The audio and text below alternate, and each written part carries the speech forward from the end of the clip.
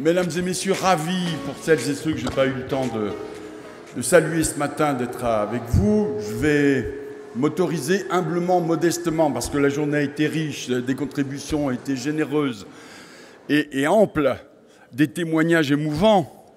Je vais quand même essayer de faire ce que d'aucuns appellent un fil rouge, c'est-à-dire d'essayer d'extraire en quelques instants 3 idées principales.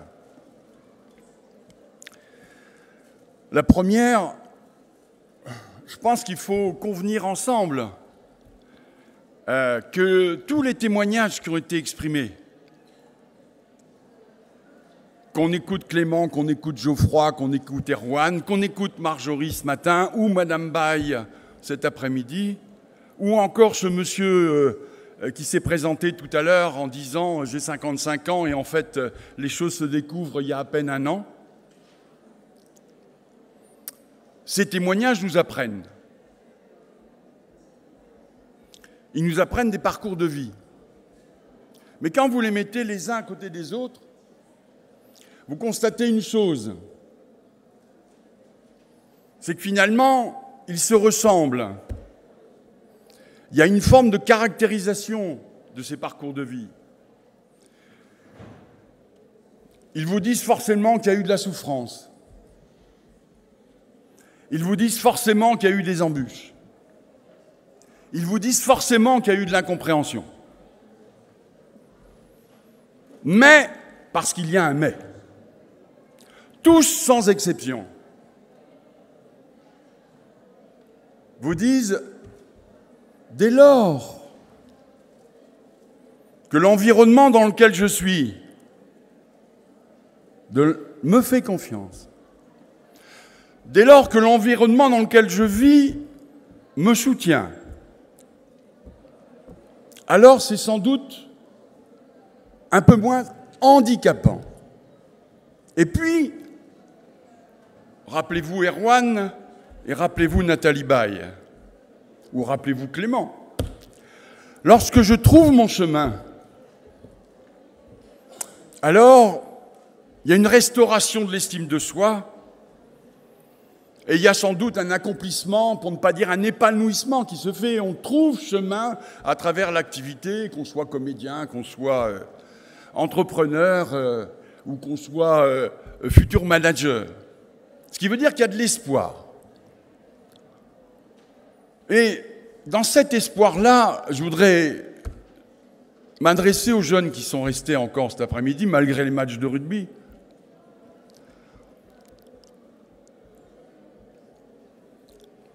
Erwan, Clément, Marjorie aussi ce matin, vous ont adressé un message.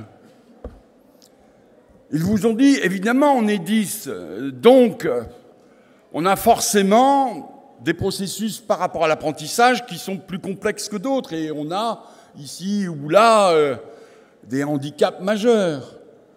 Mais on a compensé quelque chose. Et tous vous ont dit, sans exception, qu'ils ont trouvé en eux-mêmes,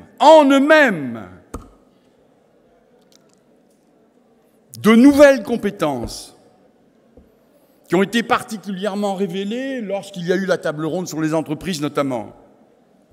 Ce qui veut dire qu'il y a sans doute au départ une déficience, un handicap, une inégalité de naissance, comme disent certains sociologues.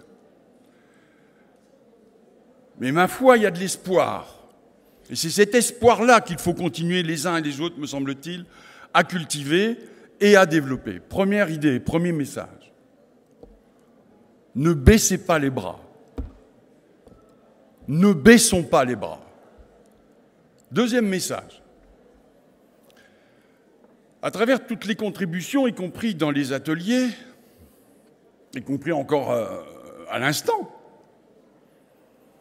on peut considérer, et c'était aussi l'intérêt, je pense, de la FF10 de témoigner de cela, qu'il y a du côté des institutions des avancées et qu'il y a du côté de la recherche des avancées. Les avancées du côté de la recherche vous montrent, et je pense que c'est une source aussi d'espoir, que ici ou là, vous avez des chercheurs dans leur labo, que ce soit le CNRS, l'INSERM ou autres, qu'ils soient français ou internationaux, vous avez des témoignages de Belgique en particulier, que des chercheurs, donc, se préoccupent de trouver ici ou là des solutions. Mais vous avez bien compris que la plupart des travaux qui vous ont été présentés montrent que les essais de solutions, c'est pour essayer, là aussi, dans une stratégie de compensation, de faire en sorte qu'on améliore la vie des uns et des autres, le parcours des jeunes comme le parcours des adultes. La recherche est fondamentale dans ce type de trouble. Elle est absolument nécessaire. Ce qui me permet quand même de dire que dès l'instant où la recherche est fondée, hein, j'ai entendu le dernier message, qu'elle est éprouvée, une recherche est par nature fondée lorsqu'elle est duplicable, y compris par des équipes de recherche qui ne sont pas celles qui ont initié le processus. D'accord ? Donc dès l'instant où la recherche est fondée, on peut s'attendre, et c'est peut-être les premiers souhaits que je vais exprimer. La recherche, ici et là présentée, génère forcément de la part des familles qui sont là. De l'attente, mais aussi de l'espoir. Que le délai, c'est ça le souhait que j'exprime ce soir, que le délai qui existe entre la production de recherche et l'application sur le terrain soit le plus court possible dès l'instant où les faits sont avérés. J'exprime un deuxième souhait pour les collègues chercheurs. Je suis frappé du foisonnement, ce n'est pas la première fois que je le dis d'ailleurs. Il serait sans doute utile qu'une plateforme existe nationalement de l'ensemble des recherches. Qu'est-ce qui se passe en France ? Pour que l'ensemble des labos puissent mutualiser en quelque sorte leur propre approche tout en respectant naturellement l'intégrité des travaux de chacun. Mais ça paraît essentiel, me semble-t-il aujourd'hui, que nous ayons peut-être, si ce n'est un annuaire, au moins une cartographie des recherches existantes pour pouvoir savoir dans quel sens effectivement le progrès s'effectue. Je me permets de vous annoncer, sous le contrôle, je ne parle que sous le contrôle, moi, de la présidente de la FF10, et donc sur le contrôle de la présidente, je vous annonce qu'en novembre 2024, je le dis pour les collègues chercheurs de la salle, nous allons organiser le comité scientifique que j'ai le plaisir de présider, avec tous mes collègues du comité scientifique d'ailleurs. On va organiser en novembre 2024 un colloque national et international qui va essayer justement de faire sortir du terrain, faire sortir des labos, les recherches en cours au plan national. On va essayer de faire une forme de recensement qui rendra peut-être plus visible encore les travaux, mais en demandant aux collègues chercheurs de faire des transpositions à chaque fois que c'est possible et à chaque fois que nécessaire entre la phase de recherche et la transposition dans les situations thérapeutiques ou la transposition dans les situations pédagogiques. La deuxième avancée que vous avez sans doute entendue, même si elle a été perlée entre les interventions, les tables et puis les ateliers, c'est malgré tout une avancée institutionnelle. Vous avez eu, me semble-t-il, de grands acteurs des avancées institutionnelles qui avaient parole aujourd'hui. Vous avez à la fois l'État, qui est incarné par un secrétaire d'État, mais qui était aussi représenté par un des responsables de la délégation interministérielle, et puis vous avez eu la région, qui est incarnée, je vous le rappelle, par le vice-président. Et vous avez vu en quoi la région, je rappelle que la région est une collectivité territoriale de plein exercice depuis 1982, et qui a un certain nombre de compétences. Ça vaut aussi pour les départements. Vous avez plutôt l'approche des départements à travers la MDPH, mais les régions ont aussi de fortes compétences, notamment en matière de politique d'orientation et d'évolution de carte des formations. Et là, vous avez eu un vice-président qui a, s'agissant de l'Île-de-France, pris un certain nombre de mesures. Il y en a une que je vais extraire, parce que je pense que ce qui se passe en Île-de-France, ça fait partie de mes souhaits, puisque je dois aussi faire un certain nombre de souhaits là, je pense que ça mériterait duplication, c'est un peu comme la recherche.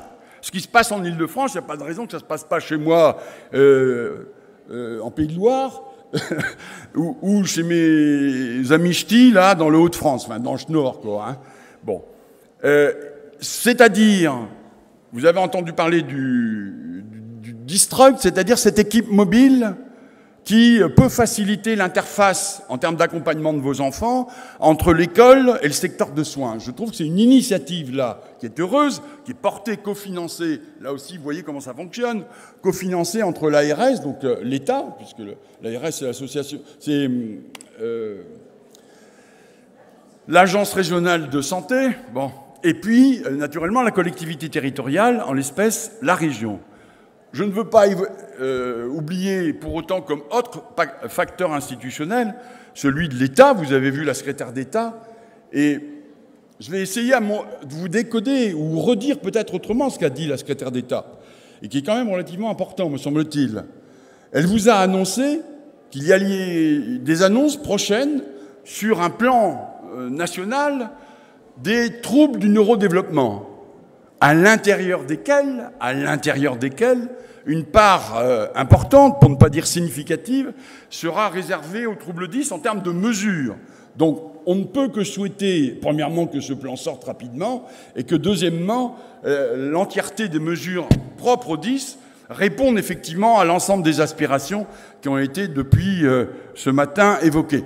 Je rappelle aussi, autre annonce qui a été faite, mais plutôt par le responsable de la délégation interministérielle, concernant les plateformes de coordination, vous avez, qui est un élément important, hein, en termes de rapidité de prise en charge pour le diagnostic notamment, entre autres choses, repérage diagnostic avant les mesures d'accompagnement, c'est l'extension progressive des plateformes, 0-6 ans presque généralisée au plan national, et d'ici 2027, une généralisation 7-12 ans. Et pourquoi les 7-12 ans, c'est essentiel ?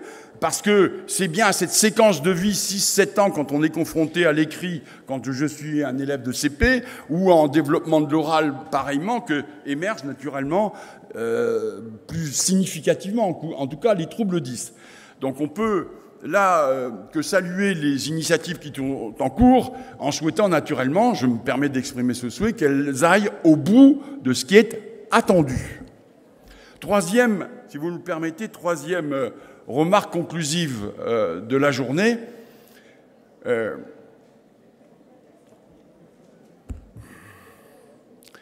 La présidente de la FF10 nous a enjoint ce matin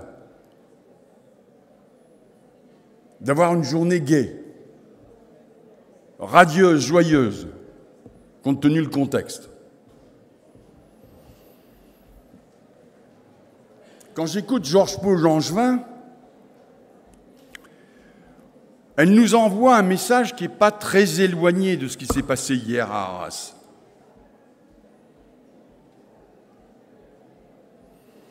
Elle nous dit une société inclusive,